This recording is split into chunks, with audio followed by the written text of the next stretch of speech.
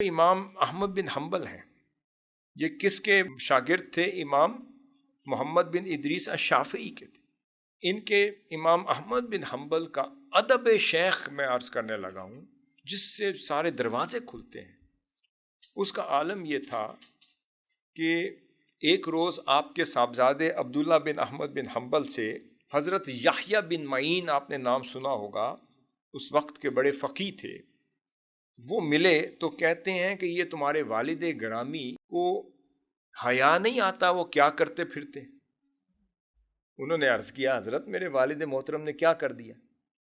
آپ فرمانے لگے کہ بھئی وہ ایک نوجوان ایک شافعی کو گھوڑے پر بٹھاتے اور ان کے گھوڑے کی رکابیں خود تھام کر ننگے پاؤں چلے جا رہے ہیں۔ میں کبھی دیکھتا ہوں اپنے وقت کا محدث ایک نوجوان کو گھوڑے پر بٹھا کر اس کی رکابیں پکڑ کے جا رہا ہے، تو ان کو اس پر شرم اور حیا نہیں آتی جو کرتے پھرتے؟ آپ کے صاحبزادے نے خاموشی سے، وہ بھی بزرگ تھے، بات سن لی اور جا کے اپنے بابا جان حضرت احمد بن حنبل رضی اللہ تعالیٰ عنہ کو یہ ماجرا سنا دیا۔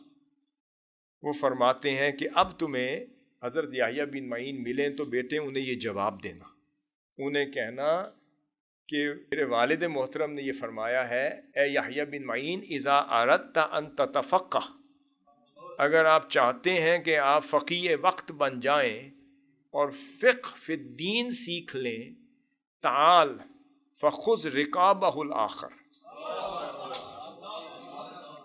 وہ ایک رکاب احمد بن حنبل نے پکڑی ہے تو پھر وہ امام وقت بن رہا ہے، دوسری رکاب ابھی خالی ہے، اگر تو فقیہ وقت بننا چاہتا ہے تو دوسری رکاب امام شافعی کی تو پکڑ لے۔